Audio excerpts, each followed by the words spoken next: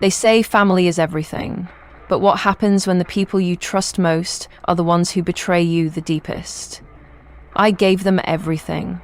My savings, my stability, my future, because I thought that's what love looked like, until one night, over roast chicken and cheap wine, my little sister slid a diamond across the table and asked me to fund her $380,000 dream wedding, and my parents already had their hands in my account. That was the moment something inside me broke.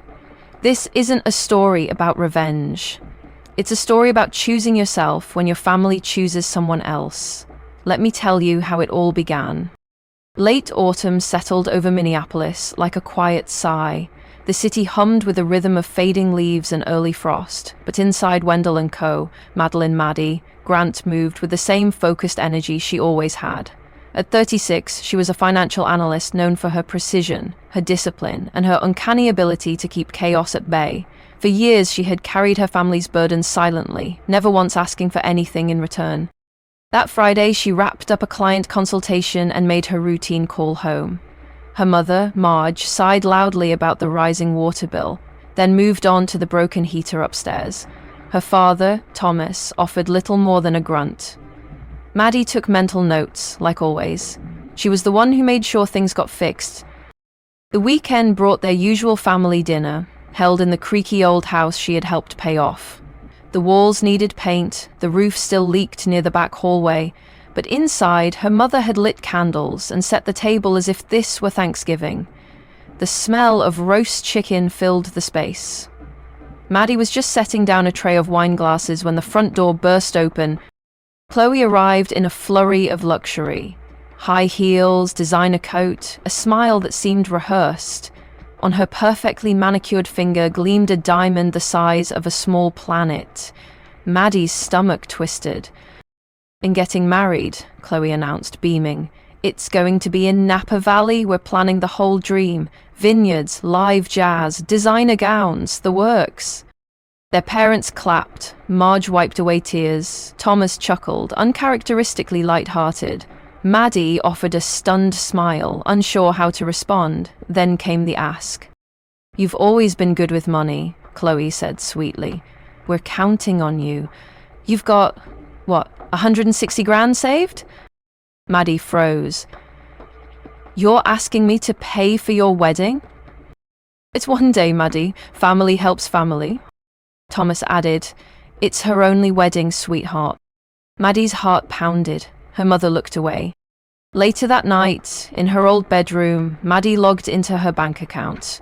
The numbers didn't add up. Thousands had already been moved by her parents, without her consent.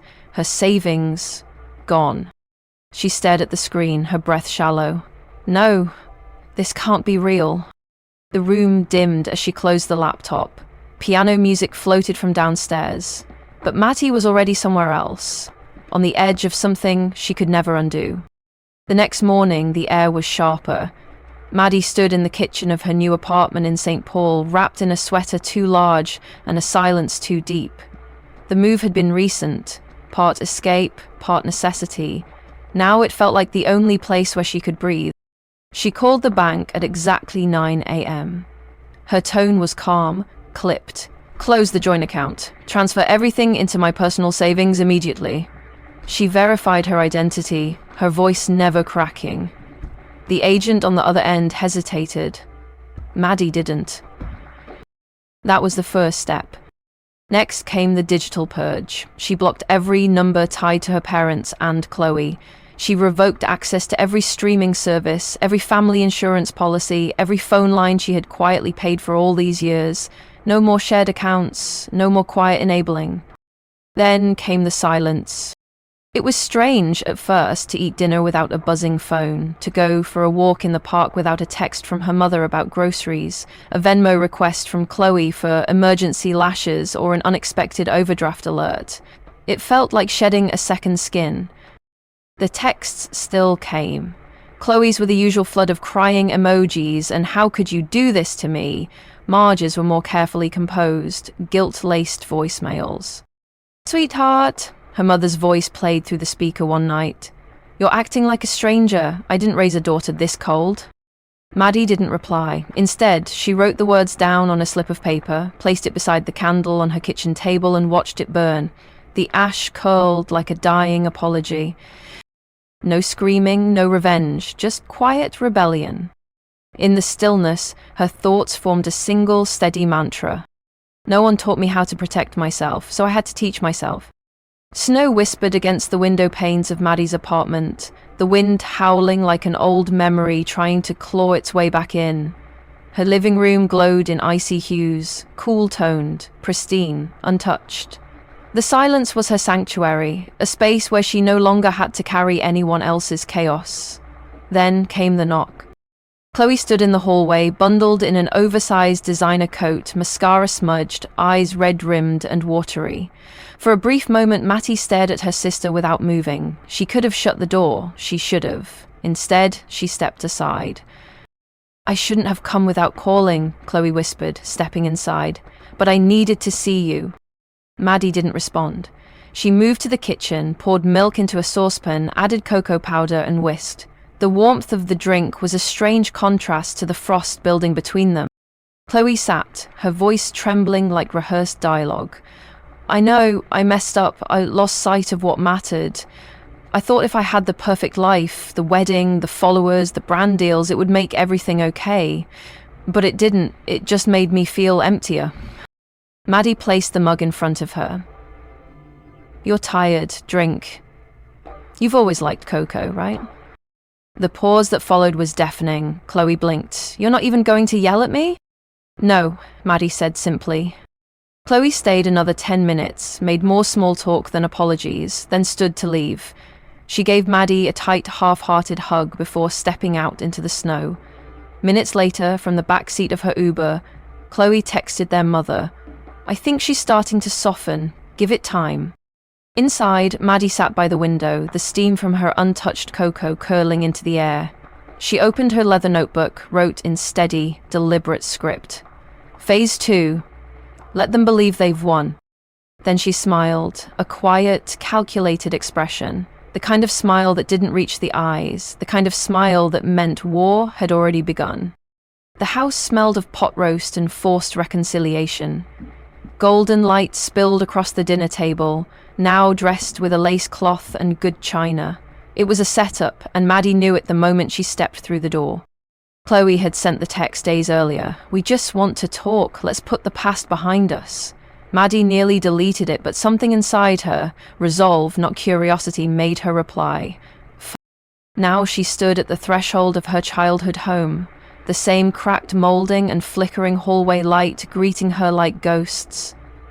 At the table sat Chloe, freshly manicured and wide-eyed, Marge clutching a rosary she never used, Thomas, unreadable, and Aunt Diane and Uncle Mike. Chloe launched first. "I've made mistakes. I know that. I shouldn't have asked so much of you." Marge jumped in. "We've all been hurting, Mattie. Can't we start again?" Maddie didn't flinch. She let them talk, let them spin their web of guilt and sentimentality. Then Chloe said it. "If you just help this one last time, I promise I'll be completely independent." Maddie looked up, sharp as a scalpel. "Independent? With my money?" She reached into her coat pocket, pulled out her phone, unlocked it and laid it flat on the table. With 2 taps, the email from the bank appeared. The screen displayed in bold letters, "Account holder, Madeline Grant. Contributions 100%. "I could press charges," she said, voice calm, "but I won't. I don't need to." She looked each of them in the eye, her voice steady. "All I want is for every one of you to stay out of my life." No one moved. Chloe's cheeks drained of color, Marge's mouth trembled. Thomas lowered his gaze, staring at the untouched potatoes on his plate. Maddie stood, straightened her coat, and walked out without a word. The front door closed with the weight of finality. And for the first time in her life, no one followed her. In Los Angeles, the sun never stopped shining. Chloe's Instagram was a carefully curated parade of perfection. Golden hour shots in designer robes, champagne flutes clinked under fairy lights, filtered glimpses of a dream wedding in Napa Valley. She captioned one photo, "Dreams do come true," though everyone knew the fantasy had been scaled down drastically. Still, the illusion remained. What her followers didn't see was the panic behind her eyes. Brandon's business hit a downturn. Within weeks, he froze all shared accounts. Chloe, unprepared for the financial fallout, maxed out her credit cards.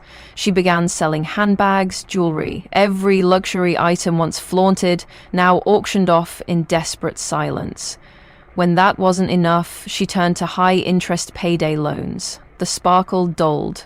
No one stepped in to help. Meanwhile, back in Minneapolis, winter lingered. Maddie sat in her apartment, surrounded by quiet and books, untouched by the unraveling storm. It was Aunt Joanne who called. "She's back," Joanne said softly. "The marriage is over. She's drowning in debt. And your parents, they're barely scraping by on Social Security." Maddie said nothing. She didn't ask for details. Chloe had returned to the very room she once rolled her eyes at. The childhood bedroom with peeling wallpaper and a ceiling that leaked when it rained. The same ceiling Maddie had once offered to fix with her savings. Now, Chloe curled under thin blankets, listening to water drip steadily through the cracks. Thomas, already weakened by heart issues, was rushed to the hospital again. Marge stood at the front desk with her purse half unzipped, sorting bills and coins to cover the deductible. She called relatives, begged for help. No one came. And Maddie? She stayed home. She lit a candle, pulled a soft throw blanket over her legs, and returned to her book. The golden light of late afternoon spilled across her living room. For the first time, she was living for herself. And she didn't look back. The morning air was crisp with promise as Maddie stepped into the courthouse in St. Paul. No lace veil, no extravagant floral arch. Just her in a cream blouse, hair pinned back, holding hands with Daniel, the man who had seen her when no one else bothered to look. They exchanged vows in front of a judge and 10 people who mattered. There were no designer shoes, no hashtags, no lies. Just quiet joy, the kind that didn't need to be posted. Later that day, in her sun-drenched new home, modest modern, filled with soft light, Maddie stood in the kitchen, pouring coffee into her favorite mug. The walls held no memories she didn't choose, no ghosts lingered in the corners. Then her phone rang. "Chloe." "I know I've messed up," Chloe said, her voice smaller than Maddie remembered. "But I need your help, please. You're the only one I have."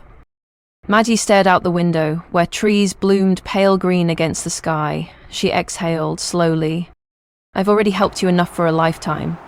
And with that, she ended the call. No anger, no triumph, just peace. She moved to the window, opened it. Spring air danced through the curtains. She sipped her coffee in silence, wrapped in a warm sweater, barefoot on hardwood floors she paid for herself. No one's emergency was hers to solve. No one's mess hers to clean. In the quiet, a voice echoed, not spoken, but known. "I used to think family meant sacrifice, that love had to hurt to be real. But sometimes choosing yourself is the most radical love there is. I don't carry them anymore. I am mine. And that, finally, is enough." Sometimes the hardest battles we fight are the ones behind closed doors, with the people who were supposed to love us the most. But there's a quiet kind of power in walking away, not out of anger, but out of self-respect. Healing isn't always loud. Sometimes it's choosing peace over approval, freedom over obligation. And in that choice, we begin to live, not for others, but for ourselves. If this story stirred something in you, we'd love to hear your thoughts. Leave a comment, subscribe, and follow us for more stories that speak to the heart. Thank you for watching.